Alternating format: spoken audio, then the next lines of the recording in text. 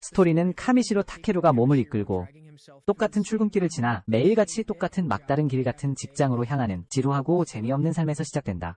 사람들은 그에게 늘 일상에 충실하는 것이 행복의 길이라고 말했지만 마음속 깊이 그는 뭔가 다른 것을 갈망하고 있었다. 모든 사람처럼 말이다. 어느 날 저녁 텔레비전에 비치는 기이한 장면을 보던 그는 갑자기 정신을 차려보니 전혀 예상치 못한 곳으로 이동해 있었다. 그때 그의 앞에 한 신비한 남자가 나타나 자신이 태양계 전체의 감독자라고 주장했다. 카미시로는 당혹감에 쳐다보며 그럼 그가 어떤 외계인 같은 존재냐고 물었다.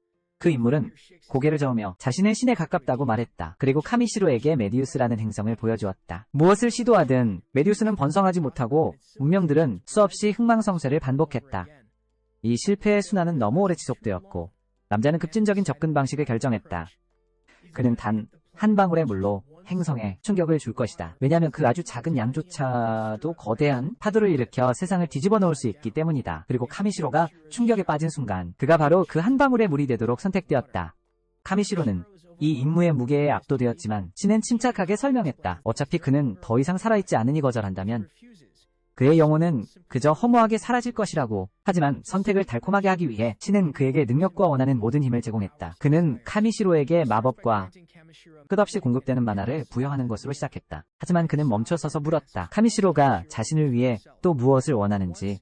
카미시로의 두려움은 흥분으로 바뀌었고 그랜디는 선언했다. 이 여정에 자신과 함께할 귀여운 하렘을 원한다고. 그의 기쁨을 위해 신은 확신시켜 주었다. 그들을 결국 만나게 될 것이라고. 그러고는 더 많은 특전들을 추가했다. 그는 카미시로의 탐색 기술을 향상시키고 채취한 재료를 팔아 돈을 벌 수 있게 해주며 그가 모은 모든 것을 담을 수 있는 특별한 가방을 주었다.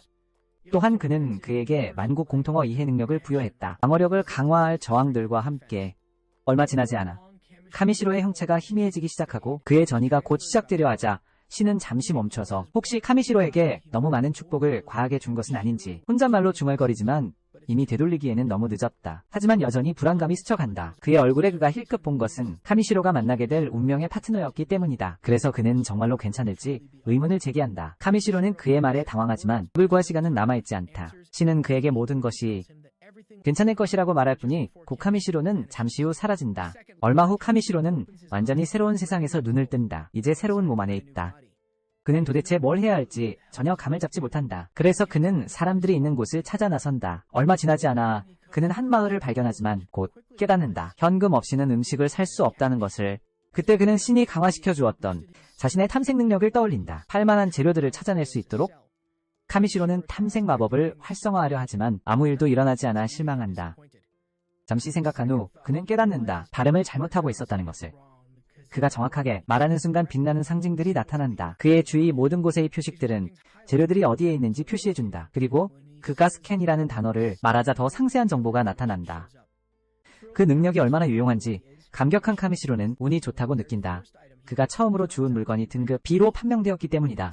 그는 그 후 더 많은 시간을 들여 능력으로 표시되는 모든 것을 수집한다. 하지만 대부분은 결국 잡동사니로 판명된다. 거의 모든 것이 2등급으로 표시된다. 이상하고 반짝이는 돌 하나가 그의 시선을 끈다. 매끈하고 밝아 보여서 귀중해 보이지만 결국 개미똥으로 밝혀진다. 그것이 왜 C등급으로 매겨지는지 어리둥절하지만 그래도 만족한다. 그는 팔 수 있는 것들이 다른 표식으로 분류되고 자신의 탐색 기술이 그것들을 쉽게 찾아준다는 것을 알게 되었기 때문이다. 가방이 가득 찬 카미시로는 서둘러 마을로 향한다. 얼마나 많은 돈을 벌 수 있을지 궁금해하며.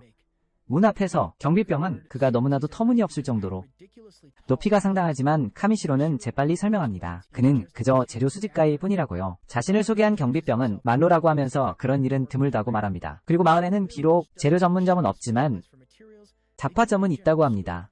그래서 우리 주인공은 곧장 그곳으로 향합니다. 그가 점원에게 그 똥을 보여주자 남자의 눈이 실제로 반짝입니다. 그는 그것이 망치개미악기의 배설물이라고 식별하며 터무니없이 감탄합니다.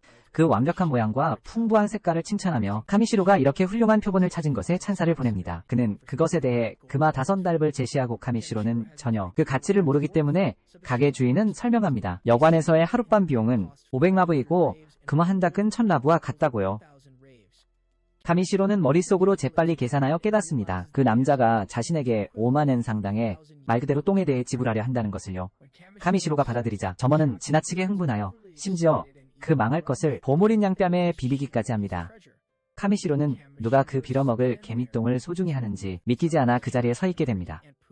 카미시로는 그의 나머지 수확물을 펼쳐 보이고 점원은 믿을 수 없다는 듯이 쳐다봅니다. 카미시로가 모든 것을 혼자서 모았다는 사실에 말이죠. 그는 누가 그렇게 귀한 전리품을 오지의 가게로 가져올지 의문을 제기하지만 카미시로는 그저 자기가 좋아하는 일이라며 돌아다니면서 찾을 수 있는 건 뭐든 모으는 것을 좋아한다고 태연하게 대답합니다. 그의 재능에 감탄한 남자는 부탁을 하기로 합니다. 그는 근처 산에 숨겨진 미스릴 광맥이 있다고 설명하며 카미시로가 그것을 회수해 오기를 원합니다. 카미시로는 모험을 위해 사는지라 동의합니다. 남자는 그 전부를 위해 36만 라브를 세워주고 그 금액은 카미시로를 거의 기절시킬 뻔합니다. 그것은 약 360만 엔에 해당하기 때문이죠. 하지만 그를 보내기 전에 상인은 산에 괴물들이 있다고 경고하지만 카미시로가 스스로 잘 해낼 것이라고 확신합니다. 하지만 그곳으로 향하기 전에 카미시로는 여관에서 하룻밤을 보냅니다. 그곳에서 한 어린 소녀가 그에게 간단한 물 한 그릇을 가져다 줍니다. 비용은 30라브여 고 카미시로는 어리둥절합니다. 그녀가 그것이 몸을 씻는 용도라고 설명하자 말이죠. 당연히 그는 목욕을 선호했지만 거의 그녀가 목욕시설이 전혀 없다고 말하자 화를 냅니다. 이곳 마법사들이 가끔 청소 마법을 걸어주지만 마을에는 아무것도 없다고 합니다. 마법이라는 단어를 듣자 카모시로의 머리에 한 가지 생각이 떠오릅니다. 그는 물값을 지불하고 소녀를 돌려보냅니다. 혼자 남게 되자 그는 몇 가지 주문을 시험해보는데 깨끗이 라고 말하는 순간 마법이 발동하고 순식간에 그는 평생 느껴본 적 없는 상쾌함을 느낍니다. 그때 그는 기본적으로 시전할 수 있다는 것을 깨닫습니다. 어떤 마법이든 그가 알아내기만 하면요. 그것에 대한 올바른 단어를요. 산으로 가는 길에 카마시로는 새로운 기술에 익숙해지기 시작하고 갑자기 스페이드 문양이 나타나는 것을 보고 깜짝 놀랍니다. 처음으로 흥분한 그는 그것을 확인하러 가지만 끔찍한 광경에 경악합니다. 그것이 해골로 이어져 있었고 그의 능력은 심지어 사람의 이름 계급 과거의 세부 정보까지 밝혀냅니다. 그리고 가장 눈에 띄는 것은 가죽 부적입니다. 유해 옆에 놓여있는 이 부적은 그의 마법으로 그 남자의 어머니가 손수 만든 것이라는 것을 보여주며 카모시로가 그 안에 들어있는 편지를 읽자 가슴이 먹먹해집니다. 그것은 그 남자의 여동생이 보낸 진심 어린 편지로 오빠에게 과로하지 말아달라고 간청하는 내용이었습니다. 그냥 지나칠 수 없다고 느낀 카미시로는 조심스럽게 해골을 묻고 다른 지역으로 이동하기 전에요. 그곳에서 그는 보호 장벽을 만들고 이전에 딴 여러 허브를 그릇에 던져넣습니다. 양념을 더하고 고기로 마무리합니다. 술을 한 모금 마셨을 때 카마시로는 그 맛에 감탄합니다. 혼자 웃으며 그는 다른 세계로 던져진 것이 자신에게 일어난 최고의 일일지도 모른다고 선언합니다. 곧 카미시로는 고대용의 숲에 도착합니다. 위험한 생물들로 가득한 치명적인 지역입니다. 카미시로는 이어서 주변의 상징들을 밝히기 위해 빈 마법을 시전합니다. 하지만 어디에도 기운이 없다는 것을 알아챕니다. 심지어 동물 한 마리도 보이지 않습니다. 그리고 혹시 자신의 악취 때문인지 궁금해합니다. 카나시로는 그냥 받아들입니다. 아무것도 자신을 덮치지 않을 것이기 때문이죠. 그리고 안도하며 한숨을 내쉽니다. 불행히도 숲의 끝자락이 보일 때 그 아래의 땅도 끝나는 곳이었습니다. 카마시로는 절벽에서 그대로 뛰어내립니다. 그는 생각나는 모든 마법을 다급하게 외치지만 아무것도 효과가 없습니다. 플로트 도레비테이트도 소용이 없죠. 하지만 마침내 플라이라고 외치자 마법이 발동합니다. 카마시로는 아래에 무사히 착지하고 환호합니다. 주변에서 광석 문양이 빛나는 것을 보고 그는 즉시 모든 것을 모으기 시작하지만 여전히 미스릴 광석은 찾지 못합니다. 결국 그는 산벽 깊숙한 곳에서 희미한 표식을 발견하고 카마시로는 블레이즈라고 외치며 화염구를 던져 그곳을 폭파합니다. 그것은 완벽하게 작동하여 마침내 미스릴을 드러냅니다. 비록 많은 양은 아니지 만동굴은 이내 무너지기 시작하며 붕괴 위협을 받지만 카마시로는 끈질기게 더 깊이 들어갑니다. 그는 결국 너무나 순수한 물이 있는 방을 발견하고 경악합니다. 스캔 결과는 이 물이 더블S 랭크임을 보여주며 그가 본 자원 중 가장 귀중한 것이었습니다. 설명에 따르면 이 물은 고대용의 마법 정수를 담고 있다고 합니다. 직용이 여기에 살고 있다는 뜻이죠.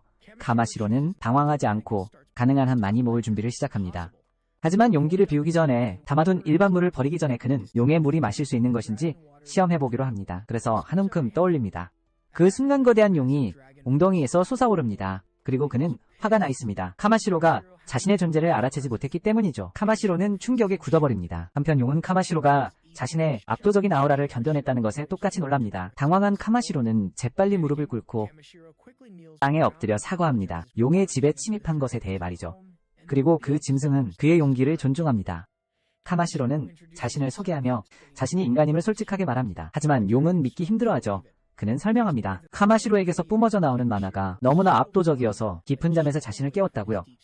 카마시로는 가 무슨 말을 하는지 이해하지 못하지만 용은 만화의 양이 그에게서 뿜어져 나오는 만화의 양이 자신의 것과 맞먹거나 심지어 능가할 수도 있다고 설명합니다. 고대용은 자신을 볼디아스라고 칭하며 카마시로에게 부탁할 것이 있다고 말합니다.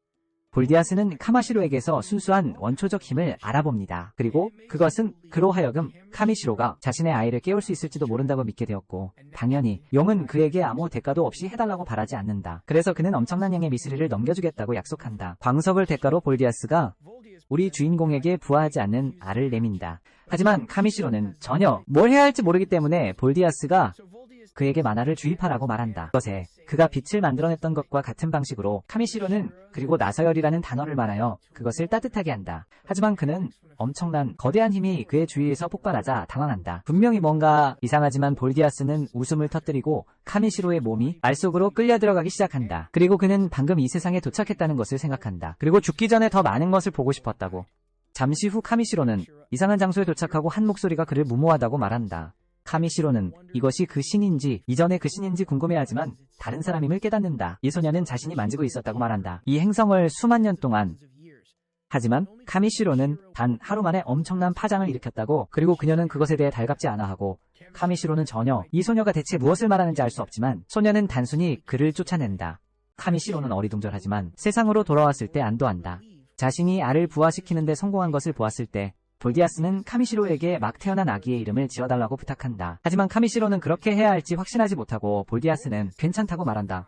왜냐하면 아이는 이미 자신의 진짜 이름을 가지고 있기 때문에, 그리고 그는 오직 원한다. 카미시로가 그에게 일상적인 이름을 지어주기를. 카미시로는 그것에 동의하고 아기 용에게 블랙을 뜻하는 비라는 이름을 붙여준다. 그리고 볼디아스는 비에게 원하는 만큼 넓은 세상을 돌아다니라고 말한다. 그리고 부화한 용은 즉시 카미시로의 일행에 합류한다. 카미시로는 이 작은 녀석이 방금 태어났다는 것을 알아채고 질문한다. 볼디아스가 그를 자신 같은 낯선 이와 떠나게 하는 것이 현명한지에 대해 하지만 볼디아스는 걱정하지 않고 카미시로가 자신보다 강하다고 지적하며 그는 자신의 아이를 그의 보살핌에 맡기는 것이 안전하다고 느낀다. 그리고 볼디아스는 그의 마법 가방에 비물수와 카미시로의 보상을 전달한다. 그에게 작별을 고하고 카미시로는 정식으로 물었습니다. 비에게 자신의 채집 여행에 동행할 것인지. 그러자 작은 용은 짹짹거리며 동의했습니다. 카미시로는 더할 나위 없이 기뻤지만 출발하기 전에 그는 잠시 마법으로 새 파트너를 깨끗하게 씻겨주었습니다. 그 작은 용이 지독한 냄새를 풍겼기 때문입니다. 카미시로는 비와 함께 지상으로 올라왔습니다. 그의 생애 첫 바깥 세상 경험을 위해서였습니다. 밤에 숲을 지나는 것은 위험할 수 있기 때문에, 그리고 배가 이미 꼬르륵거려 카미시로는 그냥 야영하고 아침까지 쉬기로 결정합니다. 아내는 카미시로의 아이템 상자를 살펴보면 그가 SS 랭크 정령수 비축분을 가지고 있습니다. 이것은 그저 평범한 물이 아니라 마법의 정수로 가득 차 있으며 고대용에 넘치는 힘에서 직접 뽑아낸 것입니다. 그래서 비 같은 어린 용을 키우는데 매우 중요합니다. 사실 카미시로의 비축량은 지하호수와 직접 연결되어 있습니다. 볼디아스 덕분에 그는 말합니다. 비에게 마음껏 마시라고. 왜냐하면 그들은 무제한의 공급량을 가지고 있기 때문입니다. 그리고 카미시로는 이 작은 녀석이 강하고 건강하게 자라기를 바랍니다. 비는 카미시로에게 한 모금 마셔보라고 권하고 그가 마셔보니 물의 맑음과 순수함에 놀랍니다. 밤이 완전히 찾아오기 전에 카미시로는 마법에 걸린 돌 몇 개를 사용해서 그들의 수경지 주위에 보호 장벽을 만듭니다. 제롬의 가게에서 주운 책에 따르면 이 돌들은 매우 가치가 높습니다. 하지만 그가 받은 신성한 축복 덕분에 카미시로는 별 어려움 없이 그것들을 만들어낼 수 있습니다. 그것들이 어떻게 작동하는지 궁금해서 그는 하나를 사용해서 불을 피우고 저녁 식사를 준비하기 시작합니다. 그는 이어서 고기 한 조각을 정성껏 양념하고 푸짐한 스튜를 만듭니다. 이 요리는 두 번째 시도였지만 맛은 너무 좋아서 매일 먹을 수 있을 것 같다고 느낍니다. 비는 끓어오르는 냄비를 빤히 쳐다봅니다. 분명히 향기에 매료된 듯합니다. 그래서 카미시로는 그에게 한 그릇 떠줍니다. 그리고 아직 뜨거우니 기다리라고 경고합니다. 하지만 성급한 새끼용은 곧장 달려들어 혀를 대고 맙니다. 적절한 보호자처럼 행동하며 카미시로는 먼저 그것을 시켜줍니다. 그러자 이번에는 비가 모든 한 입을 즐길 수 있었습니다. 배가 부른 비는 평화롭게 잠이 듭니다. And Kamishiro feels relieved, knowing he can eat solid food too, because it means he won't be surviving on water. Alone and Kamishiro can start trying new, more voicing recipes for them to enjoy together. Kamishiro then wonders if 다른 사람 is Mrs. his father, but 다른 사람 responds by gently humming him. Kamishiro gets the message that it does not matter where they are, as long as they are together. The little dragon's affection is enough to make anyone melt. And Kamishiro finds it hard to believe that something so small is classified as a B-tier ranked threat. And that is not even mentioning Boo wild skills and stats still. Kamishiro's not too focused on that, because what matters is that B is still child and children need direction and care. Switching into full parent mode, Kamishiro gently reminds B that even if he is stronger, that does not give him a free pass to act recklessly. He also mentions that Poldius would definitely be upset if anything happened to him. B is already fast asleep. The following day, Kamishiro climbs his way back up the cliff. He originally night fell from Truotan Taikwa and arrives at the same forest as before. This time, however, the place looks far less eerie than it did last night, leaving him puzzled over what might have changed while they slept. He shrugs it off, figuring it must be one of those strange enchanted forests, and makes his way back inside. Now seems like the perfect moment to do a little resource hunting, so Kamishiro reminds himself to look for materials around rank C. Activating his detection skill, he scans the area and sees glowing symbols appear above several items nearby, and he collects plenty of intriguing materials. Right then, B suddenly rushes over behind him. Visibly shaken, Kamishiro triggers his scan again, but this time he tunes the ability toward locating hostile creatures. This exposes at least 7 falls in the vicinity, which is vastly different from the last time he was in the forest when there were none. Back then, Kamishiro figured his stench had been keeping things away. Now, he assumes the scent must have faded. 하지만 어쨌든 그들은 위험에 처했고, 카미시로는 몬스터들을 처리하는 것이 나쁘지 않을 것이라고 결정합니다. 좋은 훈련이 될 것이고 항상 유용한 것을 떨어뜨릴 가능성도 있습니다. 바로 그때 거대한 바위 독수리가 나타나면서 상황이 심화됩니다. 뒤에서 급습합니다. C급 짐승으로 분류되어 있지만 카미시로는 조금도 위협을 느끼지 않습니다. 그리고 사실은 꽤 귀여워 보입니다. 볼디우스라는 악몽에 비하면요. 그의 능력은 새에 대한 상세 정보를 보여주는데, 그리고 보아하니 그 고기는 믿을 수 없을 정도로 기름지고 달콤합니다. 그것은 즉시 그의 주의를 사로잡습니다. 왜냐하면 카미시로의 눈에는 그 생물이 거대한 걸어다니는 식재료로 변했기 때문입니다. 시간을 낭비하지 않고 카미시로는 자신과 B 주위에 보호 장벽을 설치합니다. 그리고 얼음창을 퍼붓듯이 소환합니다. 그는 생명을 빼앗는 것을 즐기지 않지만 자신에게 말합니다. 만약 생존을 위한 것이라면 자신에게 선택의 여지가 없다고요. 그런 결심으로 그는 투사체를 발사합니다. 새를 정확하게 관통하며 기뻐합니다. 신선하고 고급 고기 확보비는 불안하게 경고합니다. 나머지 몬스터들이 나타났다고요.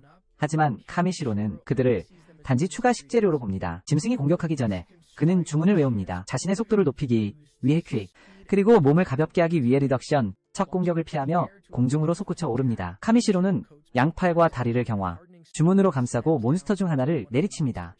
그의 주먹은 예상했던 것보다 훨씬 더 많은 힘을 싣고 있습니다. 강화된 후에요. 그가 또 다른 늑대를 때려 눕힐 때 그의 발차기 또한 매우 효과적입니다. 카미시로는 기뻐합니다.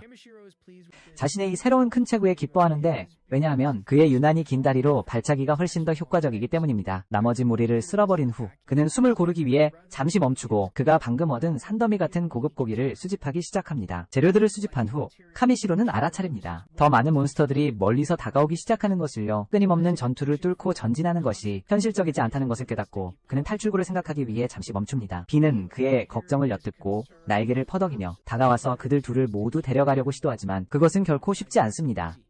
카미시로는 다른 전술을 시도해보자고 제안하지만 그 단호한 새끼는 포기하지 않고 시작합니다. 온 힘을 다해 인간 동료를 들어올립니다. 카미시로는 B의 힘에 진심으로 감탄하고 자신에게 축소 마법을 걸어 돕기로 합니다. 몸을 더 가볍게 만들기 위해서입니다. 그 결과는 좀 너무 효과적이었고 둘은 결국 하늘 높이 치솟게 됩니다. 위로 평온하게 떠오르던 중 카미시로는 B에게 너무 높이 올라간다고 말합니다. 이에 B는 손을 놓아버리고 카미시로는 지면을 향해 자유낙하하며 비명을 지릅니다. 하지만 다행히도 B는 그가 땅에 닿기 직전에 그를 붙잡습니다. 그리고 카미시로는 둘 다 무사히 빠져나온 것에 그저 안도합니다. 지도를 휙 보니 확인됩니다. 꽤 먼 길을 이동했고 그는 감사를 표합니다. 위험에서 벗어나게 해준 B의 노력에 대해서요. 카미시로는 상기시킵니다. 자신이 인간일 뿐이니 다음번엔 드래곤이 좀 더 살살 해달라고 말입니다. 하지만 B는 그 소란이 무엇을 의미하는지 분명히 이해하지 못합니다. 카미시로는 괜찮다며 넘어가고는 나중에 때가 되면 B에게 다시 의지할 것이라고 덧붙입니다. 다시 때가 되면 칭찬을 기뻐하며 B는 꽉 끌어안습니다. 카미시로를 거의 으스러뜨릴 정도로 강하게요. 계속 걷던 중 카미시로는 마을까지는 아직 며칠 더 걸린다고 말하지만 B는 오히려 훨씬 더 카미시로가 손에 든 막대기에 관심이 있는 것 같습니다. 그냥 이전에 주운 나뭇가지일 뿐인데 카미시로가 능력으로 스캔하자 이그드라실에서 온 것이 밝혀집니다. 전설 속 신화적인 나무이며 더블S 등급으로 평가됩니다. 등급입니다. 바로 그때 B는 무언가를 떠올린 듯 나뭇가지에 대고 숨을 불어넣기 시작합니다. 카미시로는 당황하며 지켜봅니다. 저 작은 녀석이 뭘 하려는 건지 확신할 수 없었습니다. 그러다 갑자기 나뭇가지가 변형되기 시작하여 방해가 됩니다. B의 숨결은 만화로 가득 차 있어서 그것으로 나뭇가지를 감싸자 숨겨진 잠재력을 발현시킨 것입니다. 이제 카미시로는 완전히 형성된 마법 지팡이를 들게 되었는데 그는 모두에게 자신은 그저 평범한 재료 수집가일 뿐이라고 말했습니다. 그래서 이런 것을 들고 있는 것이 발각되는 것에 불안감을 느낍니다. 정말 멋져 보입니다. 하지만 카미시로는 딱히 화려한 마법사처럼 보이려 하는 건 아니다. 갑자기 멀리서 으르렁거리는 소리가 숲 사이로 울려 퍼진다. 카미시로는 비에게 가까이 붙어 있으라고 경고한다. 소리가 심상치 않다. 그래서 밖에 있는 것이 무엇이든 우호적으로 보이지 않는다. 하지만 비는 물러서기는커녕 돌진하고 카미시로는 그를 뒤쫓을 수밖에 없다. 비가 저 앞에 있는 무언가를 가리킨다. 카미시로는 엘프를 발견하고 깜짝 놀라는데 언뜻 보기에 부상당한 채 땅에 쓰러져 있다. 그녀가 어떤 생명체에게 공격당한 것 같다. 하지만 소녀는 재빨리 그게 아니라고 분명히 한다. 그녀의 배에서 땅을 뒤흔드는 꼬르륵 소리가 난다. 카미시로는 이것이 바로 그가 걱정했던 무서운 짐승이라는 것을 깨닫는다. 그녀는 설명한다. 사흘 동안 한 입도 먹지 못했다고. 비록 그녀가 진정으로 필요한 것은 물이지만 카미시로는 마지막 남은 깨끗한 식수를 건넨다. 그리고 엘프는 고맙게도 그가 방금 자신의 목숨을 구했다고 말한다. 하지만 그녀의 배고픔은 사라지지 않고 카미시로는 갑자기 관 주인이 그를 위해 싸준 도시락을 기억해낸다. 그가 건네자 엘프는 망설임 없이 받아들이고 카미시로는 조용히 생각한다. 그녀가 우아하고 고상한 책에서 읽었던 엘프들과는 전혀 다르다는 것을.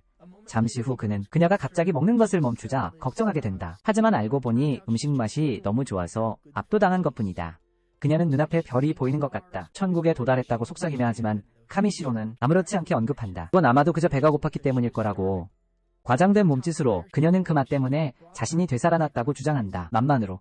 하지만 카미시로는 뭔가 좀 이상하다고 느낀다. 그들은 마을에서 그리 멀지 않고 분명히 보급품이 완전히 바닥날 만큼 멀지도 않다. 그녀는 그것을 설명하려 한다. 서둘러 떠났다고 말하며.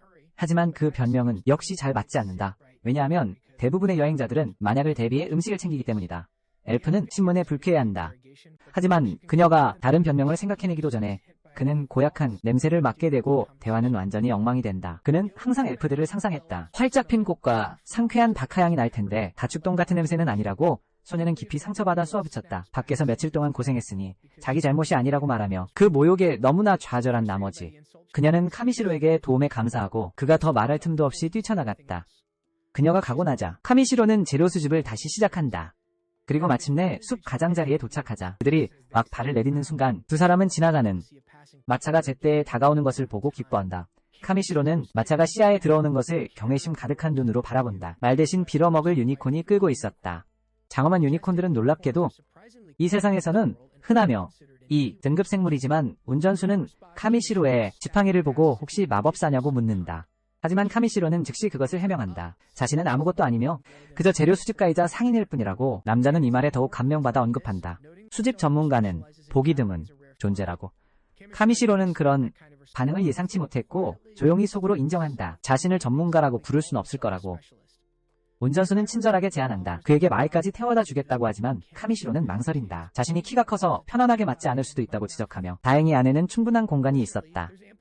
가족은 매우 따뜻하고 환대하는 분위기였다. 이 세상에 온 이후로 카미시로는 아이들이 자신에게 끌리는 것을 알아차렸다. 이제 그 자신도 사실상 부모가 되었으니 전혀 개의치 않는다. 그저 자신이 짐이 되지 않기를 바랄 뿐이다. 하지만 남자는 그를 안심시킨다. 마을은 단순한 원칙으로 살아간다고. 도움이 필요한 이들을 돕는다는 그것은 온 가족이 공유하는 가치이며 카미시로는 조용히 감탄한다. 아이들이 부모와 함께 여행하는 데 필요한 용기에 이토록 위험한 지역에서 말이다. 아이들은 믿을 수 없을 정도로 자교적이어서 카미시로는 사람들을 너무 빨리 믿지 말라고 부드럽게 일러준다. 그는 자신들이 알기로는 도둑일 수도 있었다고 농담하지만 소녀는 씩 웃으며 전혀 의심하지 않았다고 말한다. 그들 가족은 작은 종을 가지고 다니는데 그것은 위험한 사람이 가까이 있을 때마다 울린다. 그것은 영리한 작은 도구였고 카미시로는 궁금해한다. 혹시 직접 비슷한 것을 만들 수 있을지. 이름을 교환한 후 희미한 지저금이 카미시로의 코트 안에서 들려온다. 아이들은 흥분한다. 그가 숨기고 있는 어떤 생물이든 만나고 싶어한다. 카미시로는 그것이 평범한 애완동물이 아니라고 경고한다. 알리자는 호기심 어린 목소리로 말한다. 몬스터는 특이한 것이 아니며 모험가들은 종종 몬스터와 함께 여행한다고. 그러니 그렇게 비밀스러울 필요는 없다고 말한다. 카미시로는 몬스터 동반자들이 이곳에서 흔하다는 것을 듣고 마침내 비에게 나오도록 허락하며 덧붙여진 누구도 물지 말라고 경고한다. 비는 쾌활한 미소를 지으며 고개를 내민다. 그리고 부모들은 눈에 띄게 실제 드래곤을 보고 깜짝 놀란다. 그들의 반응을 본 카미시로는 조용히 결정한다. 비가 고대 존재의 자손이라는 것을 언급하지 않는 편이 아마 최선일 것이라고 가족은 즉시 카미시로가 드래곤 기사임에 틀림없다고 여긴다. 그가 실제 드래곤과 함께 여행하고 있다는 사실을 감안할 때 그는 아무렇지 않게 설명한다. 그가 어느 날 우연히 드래곤 알을 발견했다고. 그 사실은 그들을 더욱 놀라게 하는데 드래곤을 부화시키는 것은 결코 쉬운 일이 아니기 때문이다. 사실상 인간이 그것을 해내는 것은 전례 없는 일이다. 비가 카미시로를 장난스럽게 잡아당기자 그는 이 작은 드래곤이 얼마나 특이한지 깨닫기 시작한다. 정말로 그렇다는 것을. 엘리자는 그들이 거의 드래곤 기사를 만난 적이 없다고 지적한다. 그리고 실제 드래곤을 직접 보는 것은 훨씬 더 드문 일이라고. RPG에서만 드래곤 기사를 본 카미시로는 만약 실생활에서 그런 사람을 만난다면 쳐다보는 것을 멈출 수 없을 것이라고 확신한다. 그날 저녁 늦게 그들은 야영할 곳을 정한다. 포리는 마법이 걸린 돌에 감탄한다. 카미시로가 몬스터를 쫓아내는 데 사용하는 게다가 비컨은 위험이 너무 가까이 오기 전에 감지하므로 카미시로는 밤새도록 모두 괜찮을 것이라고 안심시킨다. 엘리자가 식사 시간이라고 알리자 카미시로는 일행을 위해 요리를 해주겠다고 제안한다. 그녀는 그에게 하라고 허락한다. 그리고 아이들은 놀라움에 지켜본다. 카미시로가 산더미 같은 재료들을 꺼내기 시작하는 것을 그들은 서로에게 속삭인다. 그가 정말 마법사인지 궁금해하지만 카미시로는 웃으며 보기보다 훨씬 많이 담을 수 있는 특별한 아이템 가방일 뿐이라고 말해줍니다. 그는 늘 먹는 고기, 수프를 완성하지만 이번에는 반찬을 추가합니다. 버섯과 채소 샐러드의 비주얼은 입안에 침이 고이게 하고 가족들은 아무리 이렇게 맛있는 음식을 언제 먹었는지 기억할 수 없었기 때문에 정말 맛있게 달려듭니다. 하지만 모두가 즐거워하는 순간 포론에게 뭔가 이상한 점이 보입니다. 잠시 모두가 당황하며 문제가 생겼다고 생각하지만 알고 보니 그 맛에 감동하여 눈물을 흘리는 것이었습니다. 며칠 동안 마른 육포만 먹다가 아이들이 다시 제대로 된 음식을 먹는 것을 보고 포리는 눈물을 참을 수 없어 합니다. 카미시로는 그가 과장된 반응을 보이는 것에 쿡쿡 웃습니다. 포로는 카미시로가 마법사임이 틀림없다고 큰 소리로 선언하며 그에게 맛의 마법사라는 칭호를 수여합니다. 그 이름에 모두 크게 웃고 화기애애한 분위기는 밤까지 이어지며 누군가 악기를 꺼내 가벼운 곡을 연주하자 온 가족이 함께하며 밤은 음악과 즐거움으로 가득 찹니다. 저녁의 따뜻함은 카미시로를 돌아보게 합니다. 그는 자신이 놓쳤던 많은 것들을 깨닫습니다. 다른 사람들과 함께 식탁에 앉아 웃고 순간을 즐기는 것. 그것은 홀로 조용히 먹는 것과는 완전히 다른 느낌입니다. 이 세계에 온 이후 처음으로 카미시로는 진심 어린 웃음이 터져나오는 것을 느낍니다. 밤이 깊어지고 모두가 잠들기 시작하자 카미시로는 비에게 잘 자라고 인사하고 평화롭게 밤하늘의 별들을 올려다봅니다. 다음 날 타케루는 일찍 일어나 가위를 닦으며 시간을 보냅니다. 출발할 시간이 될 때까지 포리는 아침 식사 후에 길을 나설 것이라고 알려주지만 타케루는 작은 부탁을 합니다. 그는 마차를 운전할 기회가 없었기에 포린에게 한번 해볼 수 있는지 물어봅니다. 포리는 아무 문제가 없다고 생각하고 고삐를 넘겨줍니다. 망설임 없이 얼마 지나지 않아 그들은 마을에 도착하고 타케루는 마차에서 뛰어내립니다.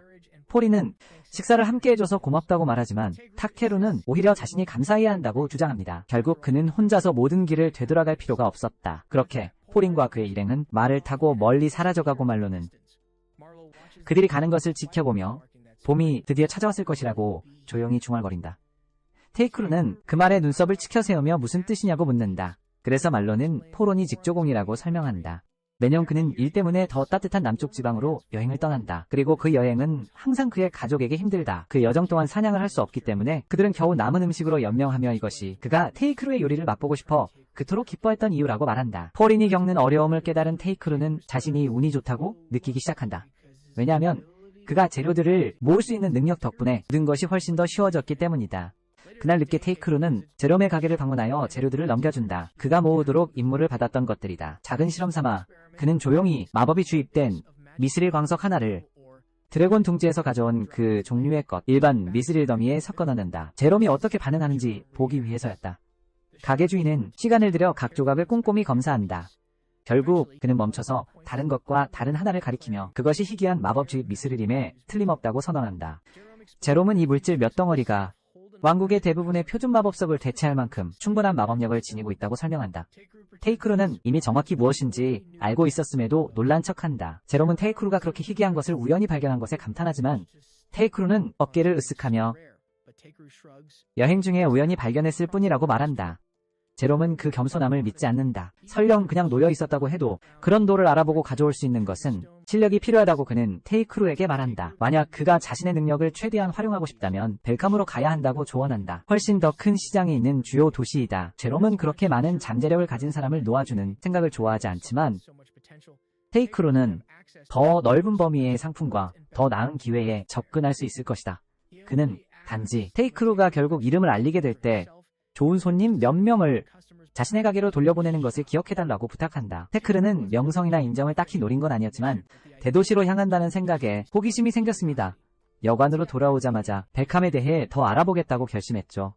그곳에서 그는 그 도시가 잘 정립된 모험가 길드를 가지고 있다는 것을 알게 되었습니다. 전국 각지에서 온 퀘스트들을 처리하는 길드였죠. 모험가들은 전투원 지원형 등 다양한 역할로 조직되어 있었고 다른 특기들도 있었습니다. 이제 다른 세상에 살고 있었으니 타케루는 모험가로서의 삶을 경험하는 것이 이곳저곳을 여행하며 재미있을 거라고 생각했습니다.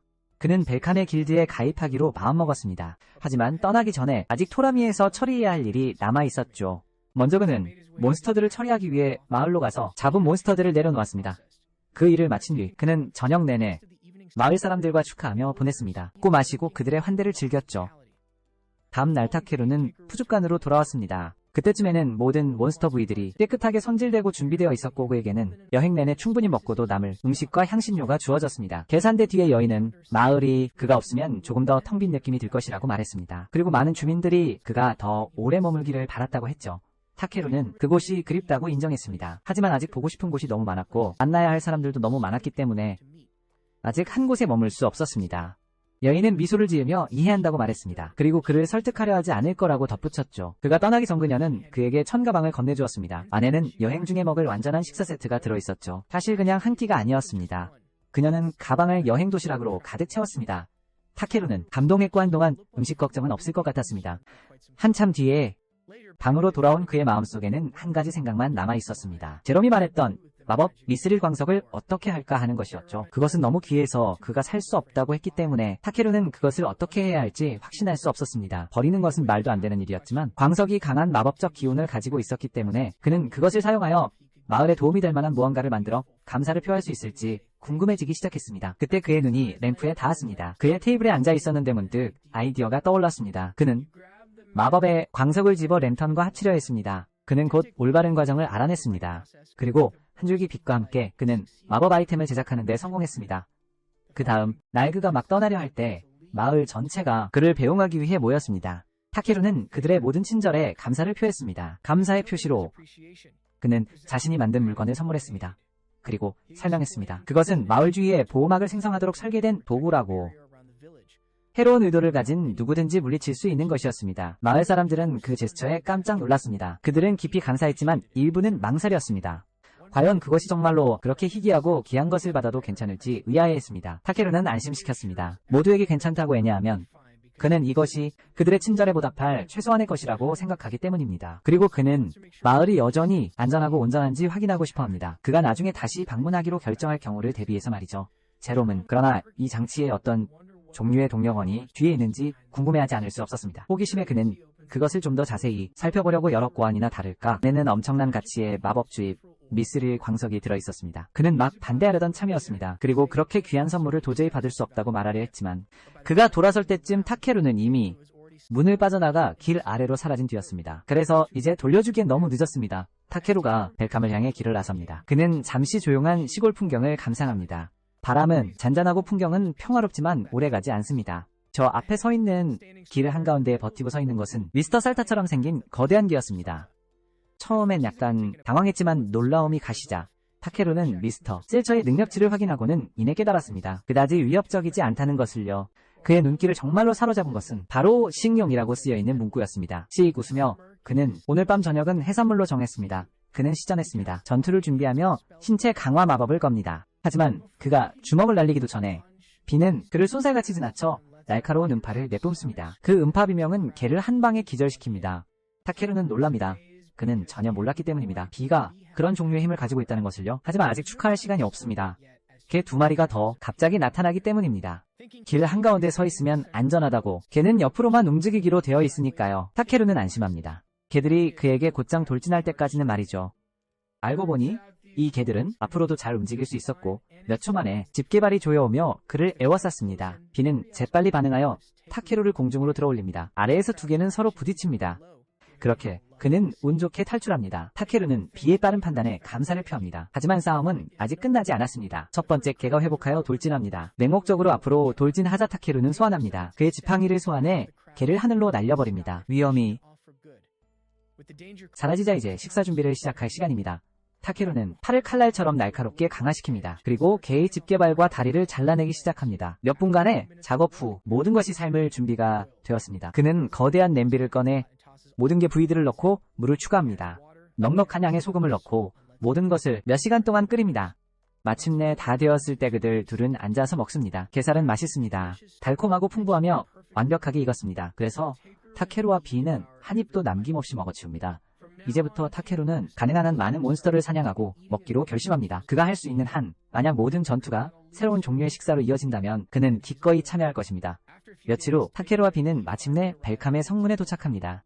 그는 잠시 멈춰서 그 엄청난 도시의 요새화된 성벽의 크기와 웅장함에 압도당합니다. 그것들은 거대하고 아름답게 지어졌으며 그 어떤 것보다 훨씬 더 인상적입니다. 그가 지금까지 본 것 중에서도 말이죠. 그가 다가가면서 그는 알아차립니다. 길게 늘어선 여행자들이 검사를 기다리고 있는 것을요. 입장 전에 타케루는 줄에 다시 합류합니다. 하지만 그의 차례가 오기 전에 그는 은밀하게 그의 마법 가방을 숨기기 위해 주문을 겁니다. 왜냐하면 그는 생각하기 때문입니다. 그가 무한 저장 공간이 있는 아이템을 가지고 있다는 것을 경비병들이 알게 되는 건 그의 이름이 불릴 때 좋은 생각이 아닐 것이다. 타케오는 경비병들에게 별도의 검사, 실로 안내된다. 경비병 중 한 명이 그의 소지품을 확인하기 시작하고 다른 한 명은 그가 방문한 이유를 묻는다.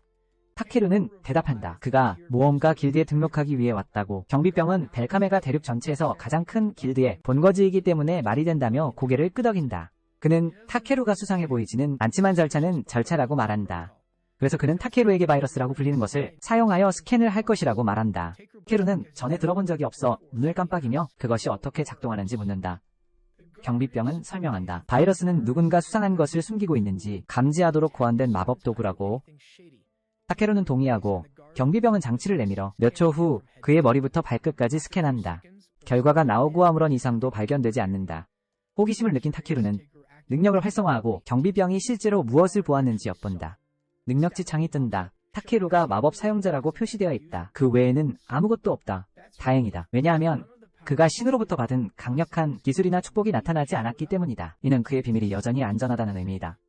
경비병들은 그에게 통과를 허락하지만 그를 보내주기 직전 한 명이 다른 질문으로 그를 멈춰 세운다. 심각한 문제는 아니지만 타케루의 능력치 창에 드래곤의 축복 태그가 표시되는지 궁금하다고. 타케루는 침착하게 설명한다. 그것은 아마도 그의 애완동물 때문일 것이라고. 그는 비를 부르고 작은 용이 나타나자 두 경비병 모두 그녀가 얼마나 귀여운지 놀란다. 다행히 벨카메는 애완용, 용에 대한 규정이 없어서 그들은 그에게 도시에 들어갈 허락을 한다. 비와 함께. 유일한 조건은 그녀가 그에게 속해 있음을 보여주는 일종의 태그나 표시를 착용해야 한다는 것이다. 무슨 일이 생길 경우를 대비하여 타케루는 목줄을 가져오지 않았다. 그때 그는 며칠 전 포린의 아이들에게 받은 행운의 부적을 기억해낸다. 그는 가방에서 그것을 꺼내 조심스럽게 비의 꼬리에 묶어준다. 경비병은 그것이 효과가 있을 것이라며 고개를 끄덕인다. 그들은 여전히 정식 보고서를 제출해야 한다고 언급한다. 용이 등록되었다는 시장실 통지, 도시에 등록된 것. 하지만 그건 그들 할 일이고 타케루는 걱정할 필요 없다. 가방을 돌려주고 나서 그들은 그에게 큰 길을 가리키며 계속 직진하면 결국 모험가 길드에 도착할 것이라고 말한다. 타케루가 처음으로 도시에 발을 들여놓자 그는 놀란다. 얼마나 활기차고 아름다운지에 그가 예상했던 것보다 훨씬 더. 그때 비가 작은 발톱으로 큰 길 끝에 있는 커다란 건물 쪽으로. 크기와 디자인으로 판단컨대 분명 모험가 길드다. 망설임 없이 타케루는 그리로 향하고 안으로 들어가 둘러본다. 얼마 지나지 않아 한 여성이, 아리아나라는 여성이 다가와 그를 따뜻하게 맞이한다. 모험가 길드 유로파에 온 것을 환영한다며 그들은 항상 새로운 회원을 환영하니 그녀는 초대한다. 그를 접수대로 안내하여 등록 절차를 시작하게 한다. 그녀는 그에게 양식을 건네며 이름과 현재 직업을 적어달라고 한다. 간단해 보이지만 잠시 타케루는 멈칫하며 이상한 점을 깨닫는다. 그는 아직도 자신이 어떻게 이 세계의 언어를 읽고 그렇게 유창하게 말할 수 있는지 이해하지 못한다. 모든 것을 작성하자 아리아나는 그에게 전투 경험이 있는지 묻는다. 타케루는 아무렇지도 않게 그리핀을 쓰러뜨리고 늑대의 무리를 물리치고 심지어 거대한 개 2마리도 처리했다고 말한다. 모든 것이 너무 순조롭게 들리자 아리아나는 그가 과장하는 것은 아닌지 조용히 궁금해한다. 그래서 그녀는 그에게 증거가 있냐고 묻는다. 타케루는 있다고 대답하지만 좀 크다고 경고한다. 아리아나는 별것 아니라고 생각하며 그에게 계속하라고 한다. 그녀는 경악하며 타케루는 인벤토리에서 거대한 개를 꺼내 그녀의 책상 위에 떨어뜨린다. 그 엄청난 무게로 인해 나무가 산산조각 난다. 그는 즉시 깨닫는다. 자신이 좀 과했다는 것을. 하지만 변명하자면 그녀에게 경고했다는 것이다. 다른 모든 모험가들이 무슨 일인지 보려고 재빨리 주위에 모여든다. 길드마스터가 도착하고 무슨 소란이냐고 묻자 타케루는 무표정하게 그냥 아리아나에게 자신의 개를 보여주고 싶었을 뿐이라고 대답한다. 길드마스터는 망가진 책상과 거대한 갑각류를 바라보며 그건 알겠지만 더 궁금하다고 말한다. 타케루가 어떻게 그렇게 태연하게 꺼냈는지 그리고 아이템 상자를 의심한다. 그가 타케루가 어디서 얻었는지 묻고 타케루는 설명합니다. 그것이 선물이었다고요. 길드마스터는 확인을 위해 자신의 능력을 활성화합니다. 타케루의 스캔과 비슷하지만 스탯 창 대신에 사람의 아우라를 읽고 의도를 판단할 수 있습니다. 타케루의 아우라에서는 아무 의심스러운 점이 없어서 그는 처벌할 필요가 없다고 결정합니다. 그저 정직한 실수였고개를 감정하고 오늘 안으로 보상금을 지불할 수 있다고 말하지만 타케루는 모두를 놀라게 합니다. 다시 나중에 그것을 먹을 계획이라고 말하면서요. 길드 전체는 그 말에 충격을 받아 침묵합니다. 군중이 더욱 많아지자 아리아나는 서둘러 마무리를 짓고 제안합니다. 다음 방으로 이동하자고요. 그들이 다른 책상에 앉자 아리아나는 그에게 걔가 확실히 그의 강함을 증명했다고 말합니다.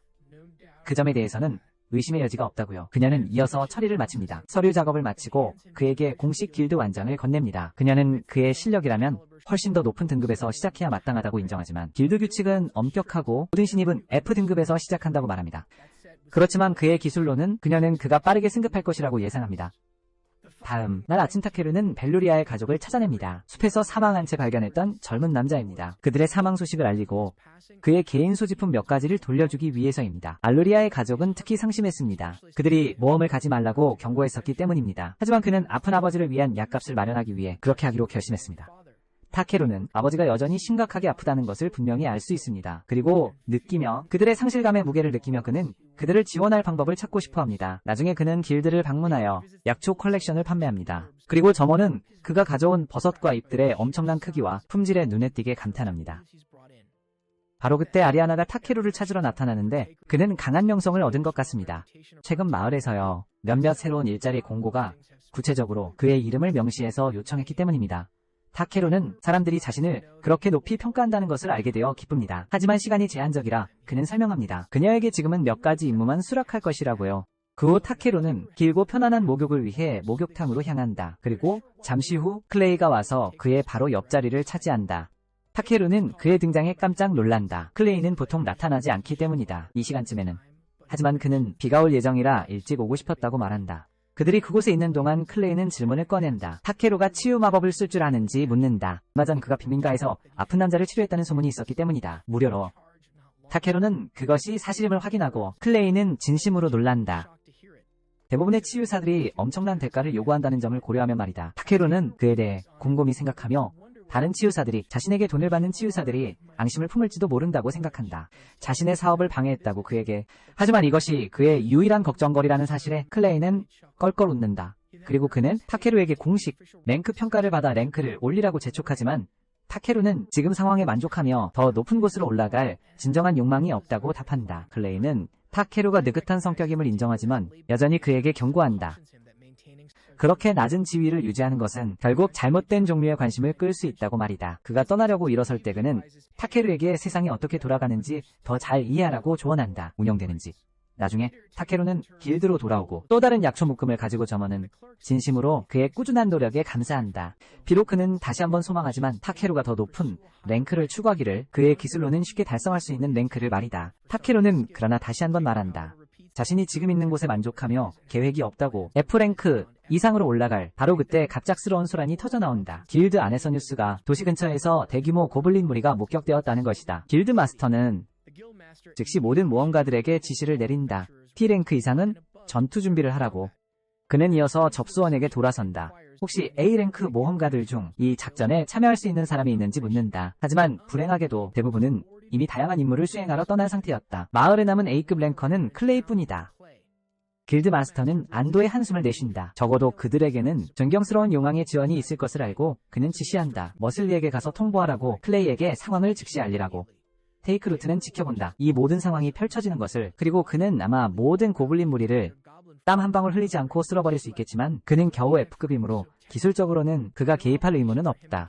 그리고 솔직히 그는 신경 쓰지 않는다. 그러나 길드마스터는 페이크 루트에 행동에 속지 않고 그를 직접 불러낸다. 그가 임무에 합류할 것이라는 것을 명확히 하면서 좋든 싫든 말이다.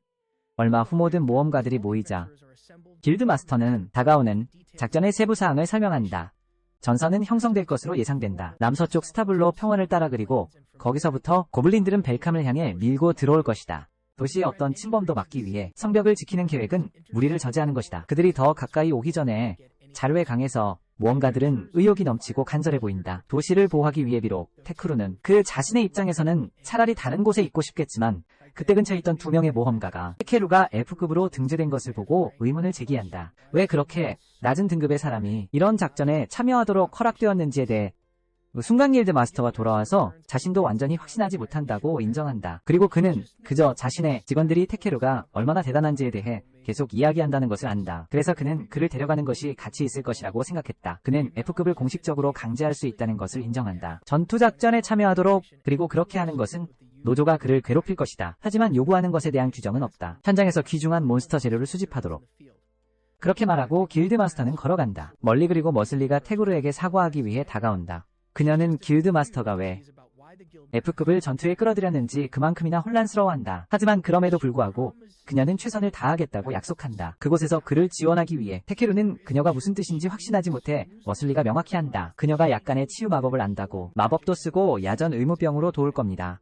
타케루는 이해한다. 그녀가 왜 동행하게 되었는지는 이해하지만 그녀가 얼마나 신나 보이는지 보니 쉽게 유혈극이 될 수도 있는 곳으로 돌격하려는 그녀의 모습에 그의 직감이 이번 임무가 빠르게 꼬일 거라고 말해준다. 얼마 지나지 않아 타케루와 무슬리는 후방 초소에 도착했다. 그리고 그들이 도착하자마자 그녀는 새에 놀라 본능적으로 타케루의 팔에 매달린다. 그는 정중하게 손을 놔달라고 부탁하지만 무사시는 너무 떨려서 손을 풀지 못한다. 그녀는 계속 주장한다. 자신은 전혀 무섭지 않다고. 하지만 타케루는 그 말을 믿지 않는다. 그는 그들이 실제 전장에서 멀리 떨어진 후방 초소에 머물고 있으므로 그녀가 실제 괴물과 마주칠 가능성은 극히 낮다고 말한다. 그는 그녀에게 전혀 두려워하는 것이 잘못된 게 아니라고 안심시킨다. 결국 가장 용감한 전사들도 때로는 두려움을 느낀다고. 그러니 중요한 것은 어떤 힘을 가졌든 최선을 다하는 것이라고. 타케루의 말에 감동한 무사시는 얼굴이 밝아진다. 최선을 다하겠다고 약속하고 달려간다. 근처 텐트 중 한 곳으로. 그때 클레이가 나오며 타케루가 방금 격려에 용기에 대한 연설을 한 것을 보고 자신은 이전에 온갖 노력을 다해 전장을 피하려고 했던 것을 비웃는다. 타케루는 그 아이러니를 인정하지만 설명한다. 자신은 그저 정말 필요한 경우가 아니라면 문제에 엮이지 않는 것을 선호한다고. 싸움에 관해 말하자면 타케루는 클레이가 후방기지에 머물러 있는 것을 보고 놀란다. 그가 다른 이들과 함께 전방에 있을 것이라고 예상했기 때문이다. 클레이는 오래된 상처가 다시 도지고 몸이 예전처럼 버텨주지 못한다고 말한다. 타케루는 그가 목욕탕에서 본 등의 상처들을 말하는 것인지 묻는다. 클레이는 잠시 멈칫하며 타케루가 그런 불명예스러운 흔적을 가졌다고 자신을 판단할 것이라고 예상했지만 타케루는 개의치 않는 듯하다. 클레이는 전사의 등에 있는 상처는 자존심의 오점이라고 여겨진다고 설명한다. 그들은 당신이 부상을 입었다고 말하죠. 싸움에서 도망치던 중에. 하지만 테케루는 그렇게 생각하지 않아요. 그는 그 상처들이 대가를 치르고 얻은 것임을 알죠. 누군가를 지키다 생긴 상처이며 그가 심하게 다쳤음에도 살아남았다는 사실은 자랑스러워할 일이지 부끄러워할 일이 아니에요. 바로 그때 멀리서 깊은 굉음이 울려 퍼져요. 수백 개의 발소리가 분명하게 들려왔어요. 가까이 다가오는 소리에 클레이는 즉시 길드마스터의 최전선 방어선이 무너졌을 것임을 깨달았어요. 그리고 적들이 빠르게 다가오고 있다는 것을요. 그래서 그는 창을 움켜쥐고 타케루에게 자신이 그들을 막으러 나간다고 말하죠. 오래된 부상이 다시 도졌지만 클레이는 타케루를 지키겠다고 단호히 선언합니다. 무슨 일이 있어도 모든 것을 희생하더라도요. 타케루는 그럴 필요 없다며 그를 막으려 하지만 클레이는 이미 전장으로 돌진하고 있었어요.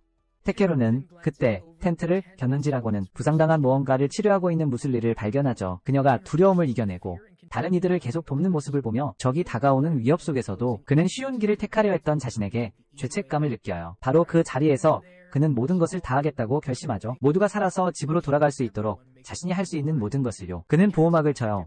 전초기지 주변에 둘러 무슬리와 다른 치료사들을 위험에서 보호하죠. 그리고는 최전선으로 향합니다. 직접 고블린들과 맞서기 위해서요. 전장에서 모험가들은 모든 힘을 다하고 있었죠. 고블린 병력을 막아내기 위해 할 수 있는 모든 것을요. 하지만 이 속도라면 고블린들이 뚫고 들어오는 건 시간 문제이고 도시를 침공할 겁니다.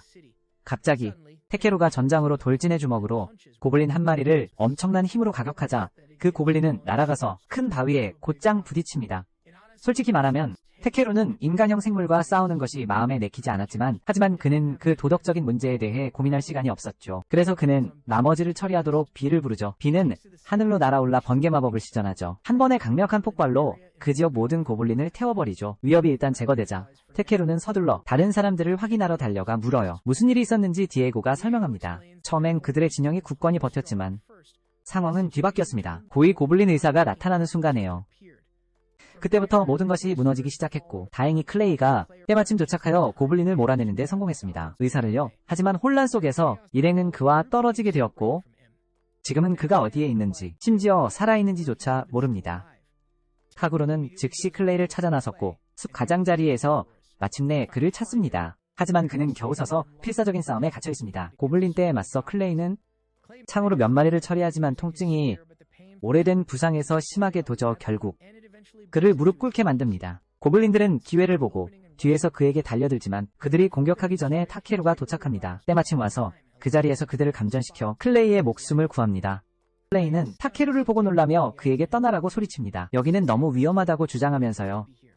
하지만 타케루는 클레이가 바로 심각한 부상을 입어 스스로를 이렇게까지 몰아붙여서는 안 된다고 지적합니다. 바로 그때 둘은 불길한 고블린 의사의 발소리가 가까워지는 것을 듣습니다. 그것이 갑자기 그들에게 돌진하지만 둘 다 때마침 옆으로 뛰어 피합니다.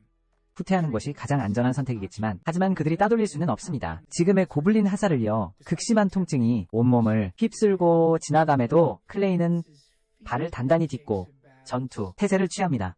그는 고블린을 오랫동안 타케루가 도망칠 수 있을 만큼 막아낼 것이라고 말합니다. 왜냐하면 어떤 일이 있어도 그는 친구를 여기서 죽게 내버려 둘 수 없기 때문입니다. 타케루는 클레이의 결심에 진심으로 감동합니다. 그래서 그는 갑자기 등의 흉터들이 어떤 감정적인 의미를 지니는지 묻습니다. 클레이는 전투 중에 할 질문으로는 이상하다고 생각하지만 그 흉터들은 과거의 실패에 대한 고통스러운 상기일 뿐이라며 온몸의 세포 하나하나까지 싫어한다고 대답합니다. 타케루는 이것을 그 흉터들이 사라져도 상관없다는 신호로 받아들입니다. 그리고 클레이가 무슨 뜻이냐고 물을 틈도 없이 타케루가 볼투스의 약병을 꺼내 마법이 걸린 물을 그에게 뿌립니다. 그는 클레이에게 전신 치유 마법을 시전하고 상처를 완전히 지울 생각입니다. 하지만 예상치 못한 부작용이 생겨 상처는 사라졌지만 클레이가 진화하게 됩니다. 몸이 새까맣게 변했죠. 둘 다 방금 무슨 일이 일어났는지 모릅니다. 클레이는 변신에 놀라지만 오래된 상처의 통증은 사라졌고 갑자기 느껴지는 예상보다 훨씬 강한 힘에 아드레날린과 호기심에 이끌려 돌격합니다. 고블린들에게 새 힘을 시험하기 위해 그리고 몇 초 만에 그는 적무리를 전멸시킵니다. 밤에는 땀 한 방울 흘리지 않고 손쉽게 클레이가 타케루의 방을 방문하고 그는 평소 모습으로 돌아왔습니다. 하지만 여전히 강력한 에너지가 끓어오르는 것을 느낄 수 있었고 그는 정확히 무엇을 했는지 타케루가 아까 자신에게 한 일이 무엇인지 묻습니다. 그래서 타케루는 아무렇지 않게 설명합니다. 그가 고대의 용 마법물을 촉매로 사용했다고 그리고 치유 마법을 이어 사용했다고 하자 클레이는 당황하며 그를 쳐다보고 묻습니다. 도대체 어떻게 고대용을 아는지 타케루는 밝힙니다. 볼투스가 사실 비의 아버지라서 기술적으로 비도 고대용이라고? 클레이는 방금 들은 말에 압도되어 앉습니다. 그는 타케루가 자신에게 해준 것에 깊이 감사하지만 보통 사람이 그런 일을 할 수 없다는 것이 분명했습니다. 그래서 그는 타케루를 똑바로 보고 당신은 대체 누구냐고 묻습니다. 타케루는 잠시 망설입니다. 너무 많이 드러냈을 수도 있다고 생각하지만 다시 생각해보니 아무도 그에게 비밀로 하라고 말한 적이 없었고 클레이는 그가 믿는 사람이므로 솔직해지기로 결심하고 클레이에게 자신이 이 세상 사람이 아니라고 말하자 클레이는 얼어붙습니다. 타케루가 진지한 건지 농담하는 건지 확신할 수 없어 타케루는 그를 안치고 모든 이야기를 들려줍니다. 그의 환생여정 그리고 그 사이의 모든 것을 클레이는 믿기에는 너무 터무니없다고 생각하지만 타케루가 지금까지 한 모든 초자연적인 일들을 고려하면 그것은 실제로 이상하게도 이치에 맞기 시작합니다. He promises to keep Takeus origins. 다른 사람의 란스 secret but B warns him to be more careful in the future because casually modifying Someon's body is not exactly a minor thing. The following day we see Take Eru accompanied by a young woman named Ribble who happens to be the one managing the shop. He asks if she happens to have any gather scissors in stock as his current pair is worn down. But she unfortunately informs him that she does not carry those. However, she does know a highly skilled blacksmith who could craft a new pair for him. In return, he will need someone to collect specific materials first. Takeru expresses interest in hearing the job details, so Ribble starts guiding him toward her boss's workshop. As they make their way through the halls, Takeru catches sight of several blacksmiths working diligently in the forge. He is clearly impressed by their craftsmanship and Rubel agrees wholeheartedly, admitting it is why she dreams of becoming a skilled blacksmith herself and forging a legendary blade. Worthy of a hero someday eventually, they arrive at the workshop, and Rubel proposes the idea of having Takeru gather some Ildra, or the rare mineral required to forge the sword, but her boss shuts it down instantly, saying there is no way he is letting a gatherer venture into those damn mines. Rival pushes back, suggesting he should at least consider it, and the two begin arguing while Taker remains confused. Having never even heard of Ildra, the boss explains that his refusal is due to the mines being infested with monsters, and there are even rumors of demons lurking deep inside, so he can't presume in good conscience let Takeru take that risk. Rubel admits that the number of miners has recently dropped, but the boss figures she conveniently left that part out when talking to Takeru. He tells her bluntly that any blacksmith willing to endanger others for personal ambition has no right to wield a hammer. Realizing her mistake, Rubel sincerely apologizes to Takeru and tells him to just forget about it. Despite the risk, he still seems intrigued and asks whether Eldora Ore is truly the only material capable of making the sword. 리블은 그렇다고 확인하고 테크루는 광석을 모아주는 대가로 특별히 제작된 가위 한 쌍을 요구한다. 보스가 그를 돌아보며 혹시 그가 괴물 위협을 언급했을 때 신경 썼는지 묻는다. 하지만 테크루는 침착하게 어떤 것이든 처리할 수 있다고 대답하며 아래에서는 걱정할 필요 없다고 말한다. 이를 증명하듯 그는 집게발 중 하나를 자신이 갖고 있던 것을 꺼내 보여준다. B급 모험가도 맞서기 주저하는 짐승이다. 그것을 본 보스는 테크루가 사실 정말로 그 일을 해낼 수 있을지도 모른다고 깨닫기 시작한다. 테크루는 곧바로 류하이 광산으로 향하고 이동 중에 다른 승객들은 마차 안에서 얼마나 이상한 일인지에 대해 수다를 떨기 시작한다. 그 지역의 모든 독초가 하룻밤 사이에 사라진다는 것에 대해 테크루는 자신이 원인일까 의심하며 약간 불안해한다. 과도하게 채집했기 때문이라고. 하지만 그는 그 생각을 재빨리 지워버린다. 얼마 지나지 않아 마차가 그를 내려주자 그는 자신이 농장 근처인 것을 알아차리고 잠시 둘러보기로 한다. 그곳에서 그는 전에 마주쳤던 엘프 소녀를 발견한다. 그리고 그녀가 농장 주인과 의견 충돌을 겪고 있는 것으로 보인다. 그녀는 하늘을 날 수 있는 흰색 말을 요청했었는데 하지만 농장 주인은 그녀에게 거대한 까마귀를 대신 보여주고는 농장 주인이 설명한다. 이 지역에서는 말이 글자 그대로보다 일반적인 용어로 쓰인다고. 기본적으로 짐을 나를 수 있는 것이면 모두 말에 해당하며 그것이 진짜 말이든 거대한 새든 상관없다고. 그 오해가 자신이 더 구체적으로 말하지 못한 탓임을 깨닫자 엘프는 소란을 피운 것에 대해 사과한다. 농장 주인은 큰 문제는 아니라며 그녀를 안심시킨다. 하지만 그녀가 진정 원하는 것이 백색 페가수스라면 드워프 왕국에서 아무런 망설임이나 준비 없이 찾아보는 것이 좋을 거라고. 그녀는 망설임이나 준비 없이 즉시 그 방향으로 출발한다. 한편 테크루는 다시 길을 나서 숲을 걸어가던 중 그는 알아차린다. 그 지역이 귀한 식물 재료로 가득하다는 것을. 그는 심지어 한 구획의 달풀밭을 발견하고 잠시 시간을 들여 채집한다. 떠나려던 찰나 그는 익숙한 낮은 으르렁거리는 소리를 듣습니다. 그가 조사하러 가보니 아까 그 엘프 소녀가 나무에 기대어 쓰러져 있고 또다시 굶어 죽기 직전입니다. 그는 재빨리 그녀에게 음식과 물을 주었고 그녀는 감사히 받습니다. 그녀는 악수로 감사 인사를 전하려 손을 내밀지만 여전히 끔찍한 냄새가 납니다. 타케루는 지독한 악취에 질려버렸다고 판단하고 그녀에게 정화 마법을 걸어 상쾌하게 해줍니다. 그녀는 자신을 바다 브로라이트라고 소개하며 진심으로 지금 자신을 도와준 것과 이전에 해준 일에 대해 감사하다고 말합니다. 타케루는 감사할 필요 없다고 말하며 돌아서지만 떠나려는데 베릴이 그를 멈춰 세웁니다. 그녀는 그의 친절에 보답하고 싶다고 말하고 타케루는 설명합니다. 어떤 보상도 바라지 않고 도왔다고요. 그래도 브로라이트는 그런 경우라면 그와 함께 여행하며 도울 수 있는 한 돕겠다고 주장합니다. 타케루는 거절하려 하지만 그녀는 거절을 받아들이지 않습니다. 결국 그는 그녀를 데리고 다닙니다. 다음 몇 시간 동안 타케루는 숲에서 약초를 계속 채집하고 브로라이트는 최선을 다해 돕지만 대부분 완전히 쓸모없는 것들만 모읍니다. 말 그대로 똥 같은 것들이요. 얼마 후 캠프를 설치할 시간이 되자 베릴라이트는 장작을 모으겠다고 제안합니다. 타케루는 그럴 필요 없다고 말합니다. 그는 이미 몇 개의 마법석을 가지고 있어 대신 사용할 수 있기 때문입니다. 브로라이트는 지적합니다. 이런 곳에서는 실제 캠프파이어의 흔적을 남기는 것이 중요하다고. 다른 여행자들이 그 장소가 쉬기에 안전하다는 것을 알게 해주기 때문입니다. 타케루는 인정합니다. 그녀의 말이 일리가 있다고 해서 브로라이트는 사라졌고 숲으로 들어간 후 얼마 지나지 않아 그녀는 돌아옵니다. 어깨에 거대한 통나무를 메고요. 타케루는 그녀에게 말합니다. 정확히 그렇게 큰 것을 장작으로 태울 수는 없다고요. 하지만 브로라이트는 아직 끝나지 않았다고 간단히 대답합니다. 망설임 없이 그녀는 통나무를 공중으로 던지고 칼날을 뽑아 그것을 한 번에 민첩한 움직임으로 수십 개의 작은 조각으로 자릅니다. 타케루는 진심으로 감탄합니다. 그녀의 기술뿐만이 아니라요. 그녀의 무기가 A랭크라는 사실이다. 그가 가까이서 직접 본 것은 처음이었다. 그날 밤 늦게 테이커루는 수프한 냄비를 준비한다. 그리고 브로라이트가 맛본 순간 그녀는 완전히 깜짝 놀란다. 왜냐하면 그녀는 한 번도 그렇게 맛있는 것을 먹어본 적이 없었기 때문이다.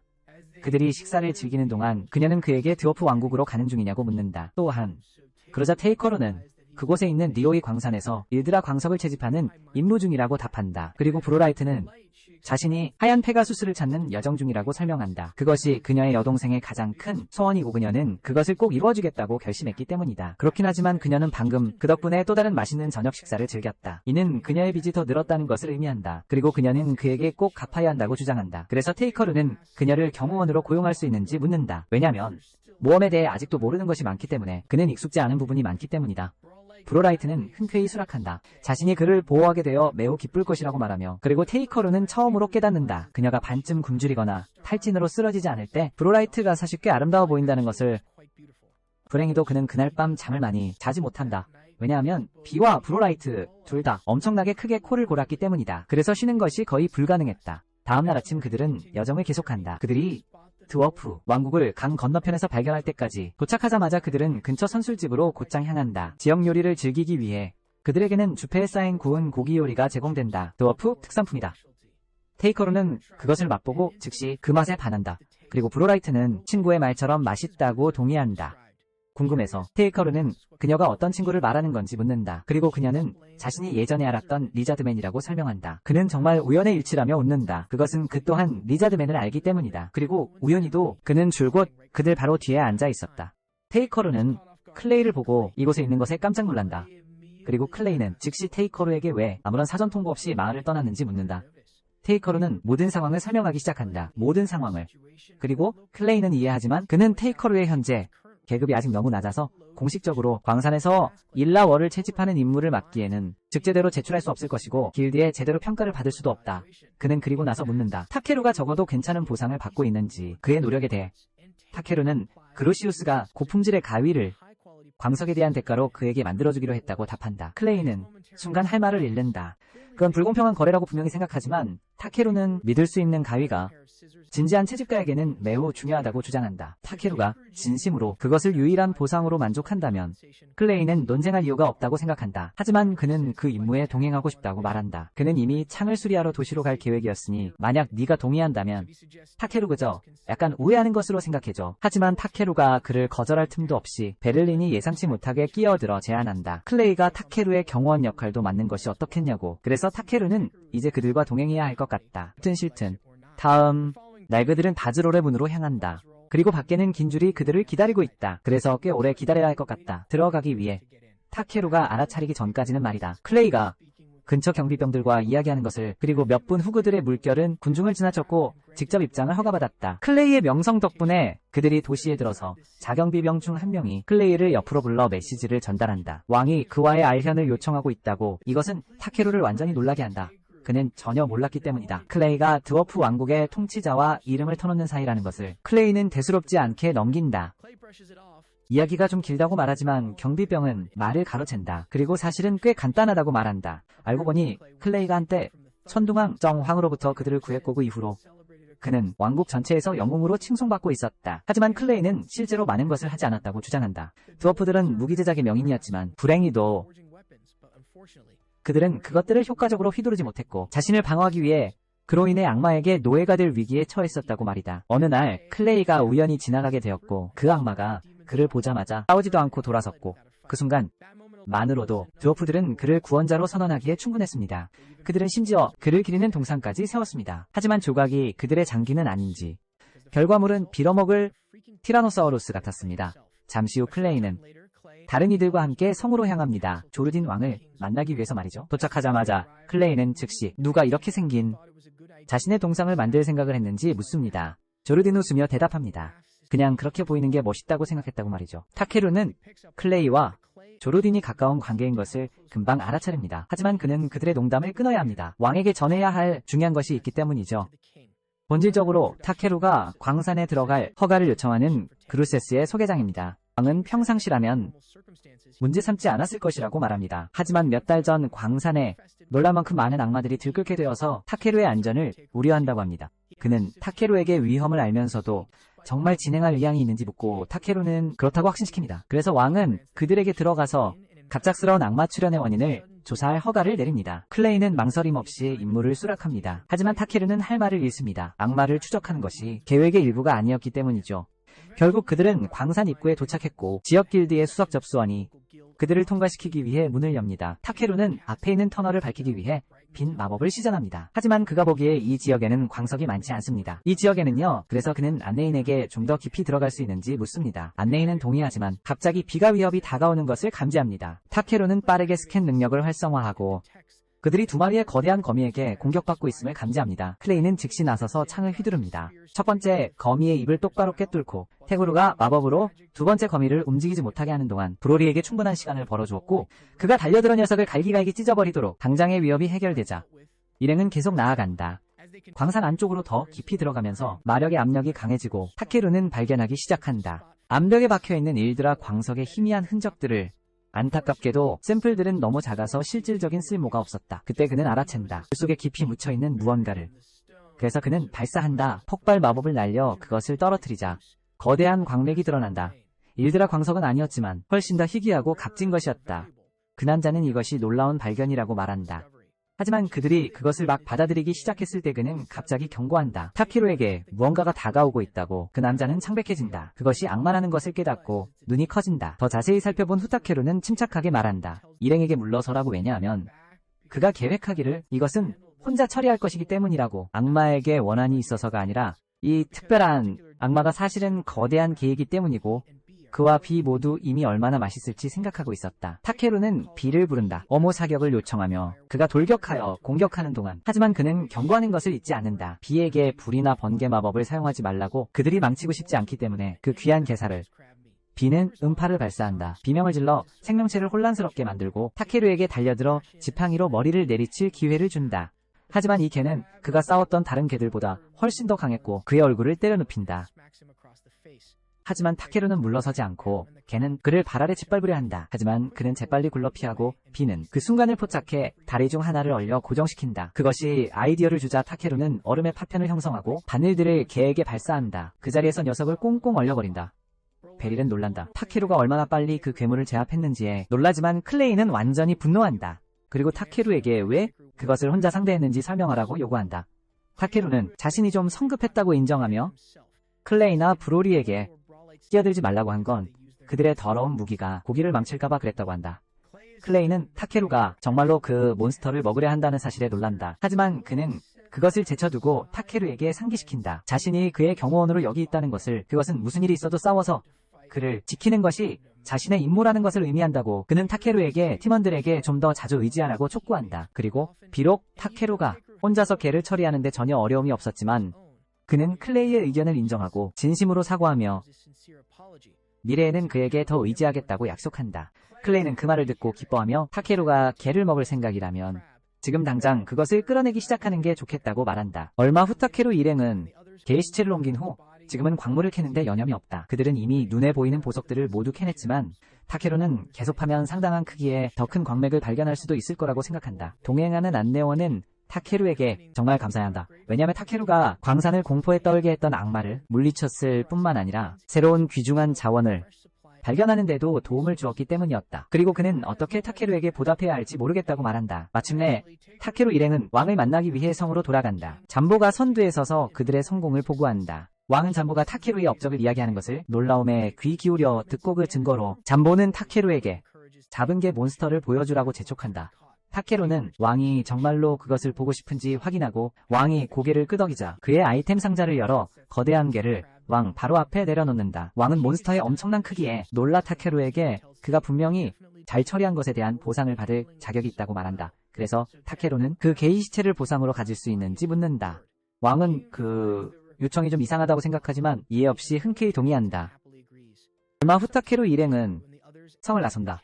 그와 비 둘 다 군침 도는 개 잔치를 생각하며 거의 침을 흘리고 있다. 무엇보다도 그 개가 튼튼한 껍질은 훌륭한 가위의 기본 재료가 될 겁니다. 타케루가 이전에 요청했던 그래서 전반적으로 이번 여행은 그에게 큰 이득이 되었습니다. 그리고 다음날 아침에는 상황이 더 좋아지는데 그때 왕이 브릴라이트를 위해 흰색 페가수스를 선물로 준비했습니다. 그녀가 페가수스를 찾고 있다는 소식을 들었기 때문입니다. 왕은 또한 클레이의 창을 재련하고 업그레이드했습니다. 그리고 그는 결과에 분명히 만족합니다. 브릴라이트는 이제 집으로 돌아가야 한다고 말합니다. 페가수스는 엄밀히 말해 그녀의 언니에게서 받은 선물이니까요. 그리고 그녀는 표현합니다. 타케루가 해준 모든 일에 대한 진심 어린 감사함을 그는 대수롭지 않게 넘기려 하며 아무것도 아니라고 말하지만 그녀는 그에게 보답할 방법을 찾을 것이라고 주장합니다. 심지어 평생이 걸리더라도요.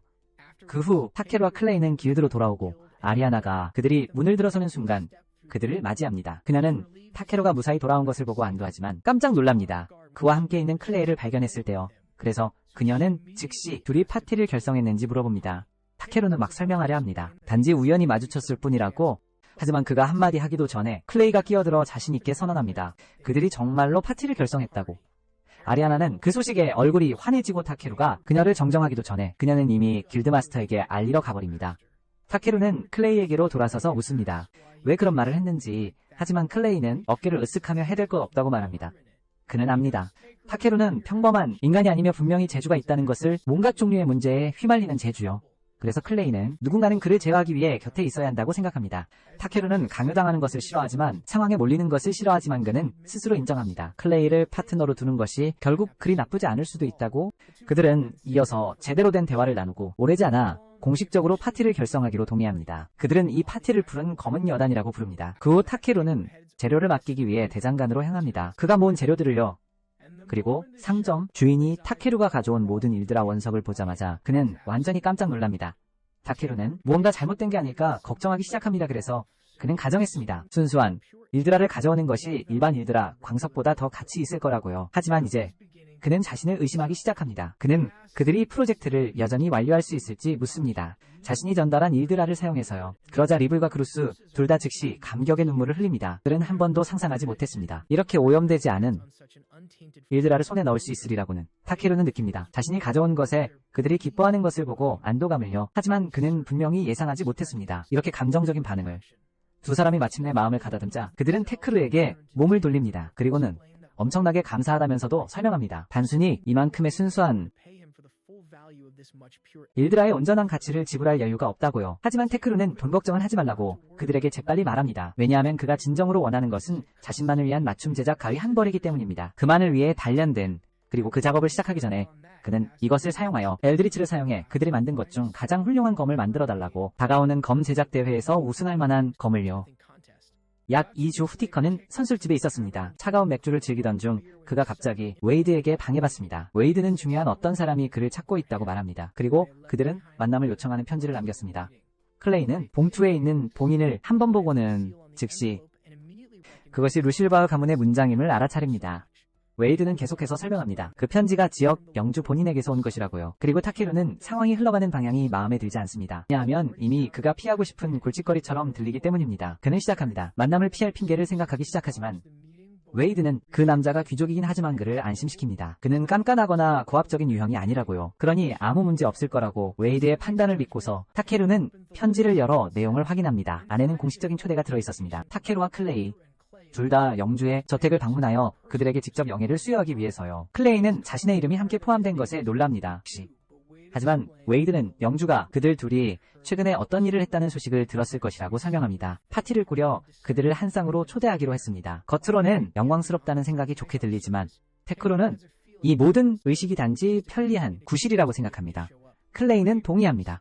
초대의 진짜 이유는 아기용은 극히 희귀하므로 비 때문일지도 모른다고 시사합니다. 영주가 아마도 그저 아기용을 보고 싶어 할 거라고요. 그 생각에 타케루는 불안해졌고 그는 비를 누군가 자신에게서 빼앗으려 할 위험을 감수하고 싶지 않습니다. 하지만 영주가 그런 짓은 하지 않을 것이라고 그를 안심시키고 더 중요한 것은 그뿐만 아니라 영주에게는 남의 애완동물을 주장할 권한조차 없다는 것입니다. 타케루는 여전히 약간 불안하지만 곰곰이 생각한 끝에 그는 가기로 결정합니다. 그래서 그와 클레이는 귀족의 마차에 올라타 저택으로 향합니다. 저택으로 향하면서 타케루는 많은 사람들이 자신을 쳐다보는 것을 알아차리기 시작합니다. 하지만 클레이는 그에게 그건 지극히 정상이라고 말합니다. 결국 영주의 영지에 소환되는 일은 매일 일어나는 일이 아니니까요. 타케루는 왜 그런지 묻고 클레이는 설명합니다. 만약 영주가 당신을 지지해준다면 당신의 모험과 경력 전체가 극적으로 더 나은 방향으로 바뀔 수 있다고 말이죠. 그래서 그것은 거의 모든 모험가가 꿈꾸는 일입니다. 도착하자마자 타케루는 저택이 얼마나 거대하고 우아한지에 압도됩니다. 정문에서 그들은 레이먼드의 환영을 받습니다. 그는 저택의 집사장입니다. 그는 그들을 정중하게 맞이하고 웅장한 현관을 지나 안으로 안내합니다. 타케루는 그들을 맞이하기 위해 기다리는 하녀들의 줄을 발견하고 모든 것이 얼마나 깔끔하고 조화롭게 보이는지에 진심으로 감탄합니다. 그들이 계단으로 다가갈 때 한 남자가 지나쳐갑니다. 하지만 그들의 존재를 인정하기보다는 경멸하는 듯한 시선을 던지고는 그들이 보이지 않는 것처럼 계속 지나갑니다. 타케루는 대수롭지 않게 여깁니다. 왜냐하면 그는 쉽게 무례한 행동에 동요하지 않기 때문입니다. 하지만 잠시 후 어린 소녀가 갑자기 계단을 뛰어내려와 비를 넘겨달라고 요구하기 시작합니다. 자기가 갖고 싶다고 말이죠. 타케루는 냉정하게 대답합니다. 그런 일은 없을 거라고요. 그러자 소녀는 깜짝 놀란 표정을 짓습니다. 아무도 자기에게 안 된다고 말한 적이 없는 듯 그녀는 시작합니다. 그에게 용들이 얼마나 모기한 존재인지 그리고 그런 이유로 자신 같은 사람만 소유할 수 있다고 설교합니다. 하지만 그녀는 분명히 암송하고 있습니다. 외우라고 들은 내용을요. 그녀가 중얼거리는 동안 타케루는 그녀의 상태창을 열고 그녀의 이름이 타이러스인 것을 봅니다. 영주의 딸이죠. 그녀는 그에게 나쁜 아이로 보이지 않아서 그는 무릎을 꿇고 그녀에게 왜 자신이 비를 가질 자격이 있다고 생각하는지 부드럽게 묻습니다. 시에라스는 약간 당황하며 인정합니다. 버나드가 모든 모험가는 귀족들보다 아래이고 명령을 내리면 따를 수밖에 없다고 말했다고요. 그게 많은 것을 설명해줍니다. 그리고 버나드가 그녀의 머리를 헛소리로 채우고 있었던 것이 분명합니다. 하지만 타케루는 그 남자가 누군지 전혀 모르고 있습니다. 아직까지는요. 그리고 그는 시에라스에게 침착하게 말합니다. 비는 그저 애완동물이 아니라 그의 가족의 일부라고요. 그리고 세상 어떤 것도 그를 설득하여 비를 포기하게 만들 수 없을 거라고요. 티아라가 그 말을 듣자 뭔가가 깨닫는 듯합니다. 그녀는 마침내 타케루에게 비를 내놓으라고 요구하는 것은 마치 누가 자기 가족을 포기하라고 요구하는 것과 같다는 것을 이해합니다. 그리고 그녀는 결코 그런 일을 할 수 없다는 것을 압니다. 궁금해진 타케루는 묻습니다. 애초에 왜 그렇게 용을 갖고 싶어 했는지요. 티아라스는 조용히 설명합니다. 용을 엄마에게 보여주고 싶었다고요. 그것이 엄마의 가장 깊은 소원 중 하나이기 때문이라고요. 하지만 그것을 생각하는 것만으로도 그녀는 슬픔에 잠깁니다. 그 순간 한 남자가 다가와 티아라의 침울한 표정을 알아차리고 부드럽게 묻습니다. 아가 무슨 일이니? 티아라는 그를 향해 돌아서서 아빠라고 부릅니다. 그래서 타케루는 재빨리 깨닫습니다. 이 사람이 영주임에 틀림없다고요. 그리고 그는 솔직히 놀랐습니다. 왜냐하면 그는 계속 대머리에 통통한 늙은 남자를 상상해왔기 때문입니다. 그 남자는 자신의 이름을 벨몬트라고 밝힙니다. 그리고 타케루와 클레이와 함께 차를 마시러 앉자 그는 딸의 이전에 무례했던 태도에 대해 사과합니다. 타케루는 괜찮다고 손살에 치고 클레이는 벨몬트에게 왜 그들을 불렀는지 묻습니다. 그래서 영주는 설명합니다. 그의 아내 물라티레와 관련이 있다고 말이죠.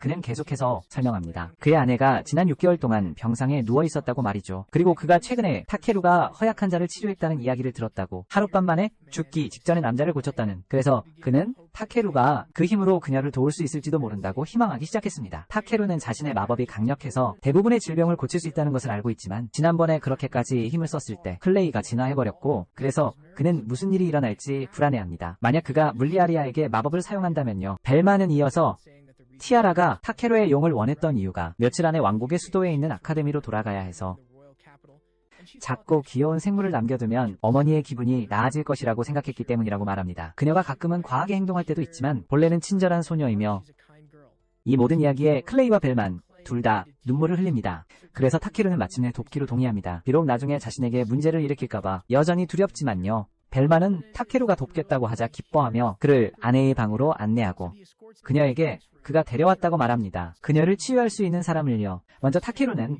그녀에게 자신의 스캔을 사용하고 상태창을 확인했을 때 그는 깨닫습니다. 그녀의 상태가 자신이 상상했던 것보다 훨씬 심각하다는 것을요. 그녀의 상태는 기본적으로 생명을 위협하는 문제들의 긴 목록입니다. 예를 들어 그녀는 심각한 백내장, 빈혈신장 중독, 간 중독에 시달리고 있으며 이건 시작에 불과합니다. 솔직히 그녀가 아직 살아있다는 것 자체가 기적입니다. 하지만 그는 대부분의 질환을 치료할 수 있다고 확신합니다. 하지만 그녀의 상태창에는 아이버라고 불리는 것이 있는데 중독이라고 되어 있고 그는 한 번도 전에 겪어본 적이 없어서 자신의 마법으로 그 문제를 해결할 수 있을지 확신하지 못합니다. 그렇다고 해도 시도해보기 전까지는 확실히 알 수 없습니다. 그래서 그는 벨미네트에게 기꺼이 자신의 아내의 삶을 자신에게 맡길 의향이 있는지 물었고, 영주와 물리아리아 둘 다 조용히 자신들의 모든 믿음을 타케루의 손에 맡기기로 동의했습니다. 에피소드 6은 여기서 끝입니다. 다음 에피소드를 놓치지 않으려면 구독하세요.